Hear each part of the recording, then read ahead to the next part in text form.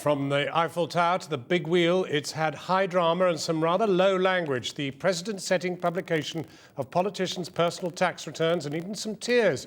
This year's election for London Mayor has been anything but dull. But with only 2 days to go, how are the capital's voters reacting to the two front-runners, current Mayor Boris Johnson and his predecessor, Ken Livingstone? Our political correspondent, Michael Crick, has been out with them today to find out.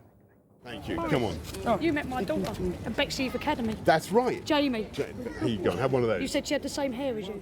It was as if a pop star had appeared in southeast London today. People begging Boris Johnson for autographs, for photos and more. Thank you very much. Here, come on. Have Can you pretend to like me for 2 seconds? Yeah, of course I can. More than 2 seconds. Thank you. Excuse me. Take my phone number if you want, mate. You are. Thank you very Thank much. you. I'll be voting for you. Thank you so much. Thank you. You're going to take your number? Thank you very much. Thank you. Michael, you're a very... He's a wicked... How are you? Nice. Many of these fans don't seem to be natural Tories. If Johnson wins, he'll probably take a big chunk of Labour's normal vote. This morning, Ken Livingstone's come to the Holloway Road in Islington, which is, in fact, Boris Johnson's home patch. And with 2 days to go before voting, the polls are suggesting that Livingstone is still behind. He was pounding the streets with his dog Coco in search of what he claims is Boris Johnson's secret plan to put up tube fares. Livingstone pledges to cut them by 7%. He too attracts punters wanting pickies to show their pals. But his election prospects haven't been helped by the drip-drip desertion of several prominent Labour figures. Why are all these Labour people saying they're not going to vote for you? Well, I mean, the simple fact is that all your worst enemies sit behind you in your party rather than your opponents on the other side. That's not a very nice thing to say about your party, is it? Well, there's some people never forgive me for, I suppose, standing as an independent back in 2000 or opposing the war. I suppose, I mean, the fact that those of us who opposed the war in Iraq turned out to be right, you know, they're even less likely to forgive you for that. But I mean, the party deputy chairman, Tom Watson, says you hold your nose and vote for Ken. That's hardly an endorsement, is it? Well, I mean, if all that journalists keep doing is asking about these things rather than discussing fares, he made a joke.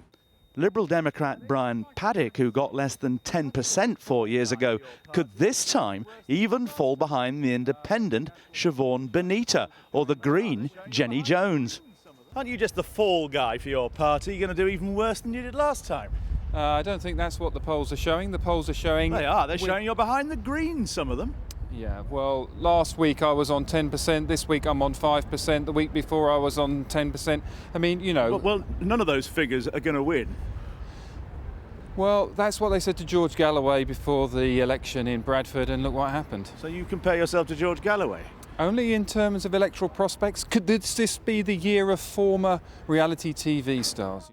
Now, my job as your mayor is to get the funding we need to put more police out on the streets. Back in Bexley, Boris Johnson, who as mayor this year took on oversight of the Met Police, came up with a quick old-fashioned stump speech on crime.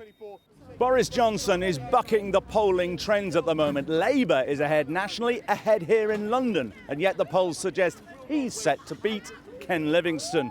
If you win on Thursday, is that a vote of confidence in the Cameron government? I think what it would show is that Londoners see a prospectus, see a programme that we're offering to take the city forward, to create 200,000 jobs over the next 4 years, to invest in the things that matter for the city, and to keep council tax low and deliver taxpayer value. I don't think people want to go back to the kind of administration they had under Ken Livingstone. But why wouldn't it be a vote of confidence in the Cameron government? Those are your words, my dear friend, not mine. Both Johnson and Livingstone are too maverick, perhaps too distant from their party leaders to read much into the wider significance of Thursday's result, whatever it is. Michael Crick on the trail. A total of 7 candidates are contesting the London mayoral elections. This is who they all are. Voting takes place on Thursday.